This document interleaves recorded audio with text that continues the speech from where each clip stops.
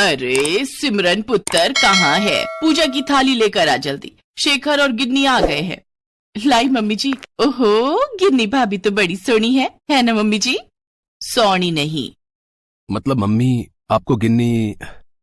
अरे घबराना पुत्र, सोनी नहीं, बहुत ज्यादा सोनी है मेरी बहू रानी। नमस्ते पापा जी। ओहो, बहू को हिंदी भी बोलनी सिखा दी, बहुत बढ़िया। आओ बहू, इस घर में तुम्हारा वेलकम है। वीना और किशनलाल का बेटा शेखर लंदन में जॉब करता था। वहीं गिन्नी से उसकी मुलाकात हुई और तभी शेखर को वापस इंडिया आना था। गिन्नी के मम्मी पापा इंडिया नहीं आ सकते थे, इसलिए गिन्नी और शेखर ने उनकी रजामंदी से शादी कर ली। शेखर अपने मम्मी पापा को इस बारे में पहले ही फोन पर बता चुका था और उन्होंने हाँ भी कह दी थी। गिन्नी एक अंग्रेज लड़की थी, उसे इंडिया के बारे में बिल्कुल भी पता नहीं था। वो इंडिया पहली बार आई थी। आते ही गिन्नी की मुंह दिखाई की रस्में शुरू हो गई। सभी रिश्तेदार और आस पड़ोस के लोग एक अंग्रेज बहू को देखने के लिए बहुत उतावले थे। लगता है हमारी बहू कुछ खाती पीती ही नहीं है, कितनी कमजोर है। ये देखो, मैं देसी घी की पिन्नियां बनाकर लाई हूँ। पता है बहू, शेखर जब छोटा था तो चोरी चोरी घर आकर ढेर सारी पिन्नियां खा जाता था। ये लो बहू, तुम और शेखर रोजाना दूध के साथ पिन्नियां खाना। चलो चलो मुंह खोलो, एक बुआ के हाथ की पिन्नी खाकर बताओ कैसी बनी है। क्या बुआ जी, वो बचपन की बात थी, अब सारी पोल आज ही खोल दोगे क्या? कमलेश बहन, आजकल दे बच्चे देसी घी नहीं खाते, जबरदस्ती खिलाना पड़ता है। ये देखो गिन्नी बेटा, मैं तुम्हारे लिए हमारे एरिया के हलवाई की बढ़िया काजू की बर्फी और मूंग दाल का हलवा लाई हूँ, खाकर बताओ कैसा लगा। अरे बहू पहली बार इंडिया आई है, उसे आप सबके हाथ से जो भी खिलाओगे वो सब अच्छा ही लगेगा। क्यों पुत्र, मैं ठीक कह रही हूँ ना? सिमरन एक काम कर, जाकर रसोई से बहू के लिए रबड़ी भी तो ले आ। तेरे मामा जी अभी ठंडी करने के लिए फ्रिज में रख कर गए हैं। हाँ, अच्छा हुआ याद दिला दिया। जा सिमरन जल्दी से ले आ, मैं बहू को अपने हाथों से रबड़ी खिलाऊंगी। भैया अभी तो आपके फेवरेट वो बड़े बाजार के छोले भटूरे भी आ रहे हैं। भाभी वो इतने टेस्टी होते हैं ना, पनीर वाले छोले भटूरे। आप उंगलियां चाटते रह जाओगे। गिन्नी की मुंह दिखाई की रस्म में सारे रिश्तेदार कुछ न कुछ उसे खिला रहे थे। गिन्नी ने आज से पहले इतनी मिठाई और हैवी खाना नहीं खाया था। गिन्नी ने उस समय सबके सामने खा तो लिया, पर कमरे में जाकर वो अपना पेट पकड़कर बैठ गई। तभी उसकी सास वीना आ गई। क्या हुआ गिन्नी पुत्र, तेरी तबीयत तो ठीक है ना? मम्मी जी वो मेरे मम्मी पापा जी आपको बुला रहे हैं। उनके मेरठ वाले दोस्त और उनकी वाइफ आई हैं भैया भाभी से मिलने। ओ, मेरठ वाले भाई साहब और भाभी जी। गिन्नी पुत्र तू एक काम कर, तू सिमरन के साथ नीचे ही आ जा, थोड़ी देर उनके साथ बैठकर फिर ऊपर आकर आराम कर लेना। गिन्नी इससे पहले कुछ कहती वीना नीचे चली गई। गिन्नी सिमरन के साथ उस समय तो नीचे आ जाती है। सबके साथ एक बार फिर उसे चाय नाश्ता करना पड़ता है। गिन्नी कुछ बोल ही नहीं पाती। थोड़ी देर बाद वो कमरे में आती है। रात को भी सबके साथ जो बना था गिन्नी वो खा लेती है, पर पूरी रात उसके पेट में दर्द होता रहा। क्या हुआ गिन्नी, तुम सोए नहीं? नींद नहीं आ रही क्या? Shekhar, I am having stomach एक। तुम्हारे पेट में दर्द है, तुमने पहले क्यों नहीं बताया? रुको, मैं मम्मी पापा से पूछता हूँ, उनके पास कोई मेडिसिन रखी होगी। अरे नहीं, रहने दो, वो सो रहे होंगे। सुबह से वो लोग भी बहुत थक गए हैं, मैं सोने की कोशिश करती हूँ।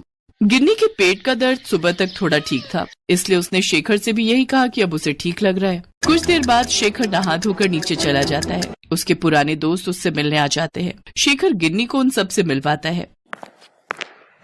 सिमरन, भैया के सभी दोस्तों के लिए ये कचौड़ी, समोसे, गुलाब जामुन वगैरह तू बाहर ही लगा दे। गिन्नी सबके साथ बाहर ही नाश्ता कर लेगी, उनको भी अच्छा लगेगा। मम्मी जी मेरे पेट में थोड़ा दर्द था, मैं सोच रही थी। हाय, पेट में तो दर्द होना ही है पुत्र, तूने सुबह से कुछ खाया भी नहीं, तो भूख से पेट में दर्द हो जाता है। कुछ खाएगी तो दर्द अपने आप ठीक हो जाएगा। जा पुत्र, सबके बीच बैठ, मैं गरम गरम कचौड़ी और भेजती हूँ। गिन्नी शेखर और उसके फ्रेंड्स के बीच जाकर बैठ जाती है। सभी लड़के लड़कियां गिन्नी के साथ ढेर सारी बातें करते हैं। गिन्नी सबके साथ वही नाश्ता कर लेती है, पर नाश्ता करते ही गिन्नी की हालत खराब हो जाती है। सबके जाने के बाद वो सीधा अपने कमरे में आती है और टॉयलेट में भाग जाती है। उसका पेट बुरा वाला खराब हो चुका था। तभी शेखर भी आ जाता है। क्या हुआ गिन्नी, तुम्हारा पेट अभी भी दर्द कर रहा है क्या? Shekhar, I am having loose motions. लग रहा है तुम्हारी तबीयत ज्यादा ही खराब हो रही है। रुको, मैं डॉक्टर को फोन करता हूँ। लगता है तुम कुछ दिनों से हैवी फूड खा रही हो ना, उस वजह से ऐसा हुआ होगा। वो तुम्हें नुकसान कर गया। हम सबको तुम्हारे बारे में सोचना चाहिए था। तुम्हारी तबीयत खराब हो गई। शेखर, ऐसा नहीं है। यहाँ सब मुझे कितना प्यार करते हैं, और सच पूछो तो मुझे यहाँ आकर ऐसा लगा कि मैं अपने घर आई हूँ। आई एम वेरी हैप्पी कि मुझे इतना प्यार करने वाली फैमिली मिली है। एक सेकेंड, मैं अभी आई। गिन्नी टॉयलेट चली जाती है। उसकी सारी बातें उसकी सास वीना और फैमिली के सब लोग सुन लेते हैं। वो गिन्नी को मिलने के लिए ही आ रहे थे। उनके हाथ में ढेरों मिठाइयाँ और खाने का सामान था, पर गिन्नी की बात सुनकर सबकी आंखें भर आती हैं कि गिन्नी कितनी प्यारी है जो सबके बारे में इतना सोच रही है। सब लोग सामान वापस किचन में रख देते हैं।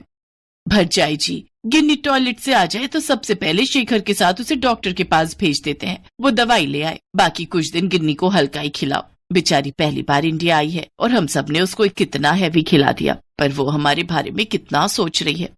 हाँ वीना दीदी, कमलेश बहन जी ठीक कह रहे हैं। एक काम करती हूँ, मैं मूंग की दाल की खिचड़ी बनने रख देती हूँ, उसे वही खिला देंगे। हल्का खाएगी तो जल्दी ठीक हो जाएगी। मम्मी, गिन्नी भाभी टॉयलेट से आ गई हैं। सब गिन्नी के पास जाते हैं।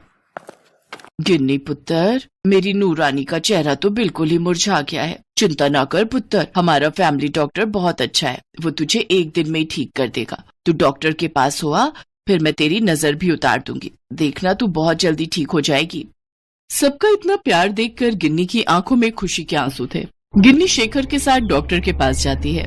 डॉक्टर गिन्नी को एक इंजेक्शन लगाता है जिससे उसके लूज मोशन में आराम आ सके। बाकी मेडिसिन और घर के हल्के खान पान से गिन्नी बिल्कुल ठीक हो जाती है। कुछ दिनों तक गिन्नी हल्का खाना ही खाती है। अब तो उसका सब इतना ख्याल रख रहे थे कि कोई उसे हैवी खाना खाने ही नहीं दे रहा था, पर गिन्नी का मन था कि वो टेस्टी इंडियन फूड एक बार फिर से खाए।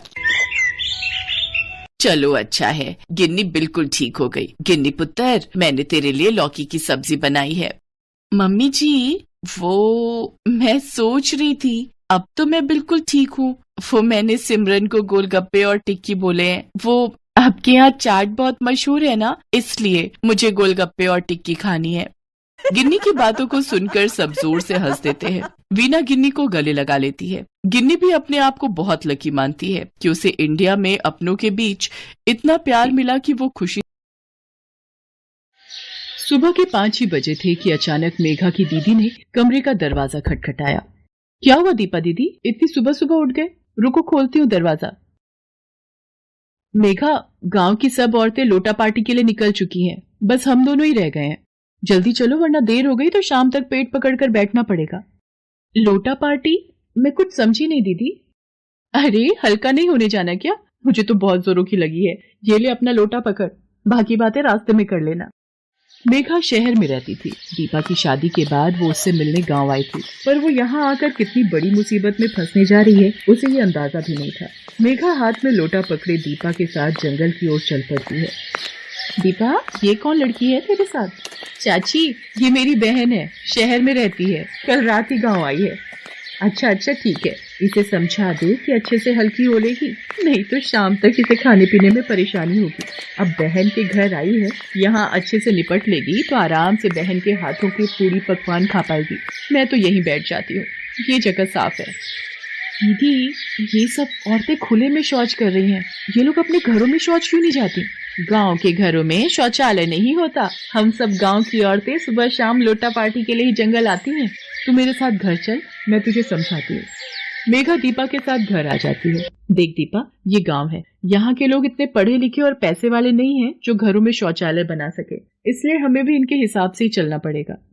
दीदी, जीजा जी आपको यहाँ गांव में छोड़कर शहर में रह रहे हैं, वो वहाँ पर नौकरी करते हैं, वो आपकी इस परेशानी को क्यों नहीं समझते? क्यों नहीं आपको यहाँ पर घर में शौचालय बनवा कर दे देते? अरे तू छोड़ इन सब बातों को, और माँ बाबूजी के सामने ये बात बिल्कुल भी मत बोलना। मेघा इस बात से बहुत परेशान हो चुकी थी। अब वो गांव में रह रही थी तो मजबूरी में उसे भी लोटा पार्टी के लिए जाना ही पड़ता था। अचानक जीप में गांव के कुछ लड़के वहां से निकलते हैं। अरे भैया, बड़े सही टाइम पे शहर के लिए निकले। यहाँ तो लोटा पार्टी चल रही है। अरे निपट ली हो या हम मदद करें? अरे ठीक से दिखाई नहीं दे रहा, गाड़ी की लाइट जरा जंगल की ओर कर। सब मुंह ढक लो, ये गुंडे बदमाश जानबूझकर इसी समय यहाँ आते हैं ताकि हम औरतों को शौच करते हुए देख सकें। औरतें शौच करते हुए शर्म से सहम जाती हैं। मेघा गुस्से में घर आ जाती है और सोचने लगती है, गांव में घरों में शौचालय नहीं है, मुझे लगता है यहाँ के गरीब परिवार इस विषय में कोई पहल नहीं करेंगे, पर आज जो भी हुआ बहुत गलत था। क्या औरतों की इज्जत इन मर्दों के सामने कुछ नहीं? मुझे इस बारे में बात करनी ही होगी। अगले दिन मेघा दीपा के सास ससुर के सामने घर में शौचालय बनाने की बात करती है। देखो मेघा, तुम हमारी बहू की बहन हो और हमारी मेहमान हो, तो तुम हमारे मामलों में ना ही बोलो तो ज्यादा अच्छा है। मेहमान की तरह आई हो तो मेहमान की तरह ही रहो। पर आज सुबह जो हुआ वो बहुत गलत था, आपने भी तो देखा था। देख लड़की, तो हमारी बहू की बहन है, इसलिए तेरा लिहाज कर रहे हैं। जिस आंगन में तुलसी का वास हो वहाँ पर शौच नहीं किया जाता। आ गई बात समझ में? घर की औरतें शौच के लिए खुले में ही जाएंगी, ये प्रथा नहीं बदलेगी। बहू इसे समझा दो कि ये अपनी मर्यादा में रहे, वरना शहर वापस चली जाए। मेघा कमरे में आकर वापस शहर जाने की तैयारी करने लगती है। तभी उसे किसी औरत के रोने की आवाज आती है। मालिक, मेरी बच्ची बहुत बीमार है, उसके पेट का दर्द बहुत बढ़ गया है, इलाज के लिए शहर ले जाना पड़ेगा। डॉक्टर ने 5,000 रुपए का खर्च बताया है। मेरी मदद करो मालिक, मुझे 5,000 रुपए उधार की जरूरत है। तुम सब औरतों से मैंने कितनी बार कहा है, सुबह 5 बजे लड़कियों को बोल दिया करो कि नींद को छोड़कर हल्की होने जंगल में चली जाए, पर तुम मानती कब हो? अब आ गई ना मुसीबत। तेरी लड़की सुबह ही निपटने जंगल चली जाती तो तेरा ये खर्चा बच जाता। कब तक लौटा पाएगी ये 5,000 रुपए? मालिक आप चिंता मत करो, मैं खेती का काम ज्यादा करके आपके सारे पैसे चुका दूंगी। बड़ी मेहरबानी मालिक। ये सब क्या हो रहा है? गांव की गरीब मजबूर औरतें बिना शौचालय की कितनी परेशानी झेल रही हैं। उस बेचारी लड़की का सिर्फ इतना सा दोष कि उसे शौचालय करने के लिए शौचालय नहीं मिला। इन गरीब औरतों और लड़कियों को इतना दुख झेलना पड़ता है। जब तक सुबह नहीं होगी तब तक रात में अंधेरा नहीं घिरेगा। जब तक रात में अंधेरा नहीं घिरेगा ये शौच के लिए नहीं जा सकती। पर मैं इस दकियानुसी सोच को कैसे बदलूं, मुझे ये समझ नहीं आ रहा। जब तक मैं इस गांव में शौचालय नहीं बनवा दूंगी तब तक मैं इस गांव से नहीं जाऊंगी। मेघा गांव से जाने का विचार अभी छोड़ देती है। वो इसी सोच में थी कि इस गांव में सभी गांव वालों और दीपा के सास ससुर को समझाकर वो गांव में शौचालय बनवा सके। इसलिए मेघा गांव वालों से मिलती है।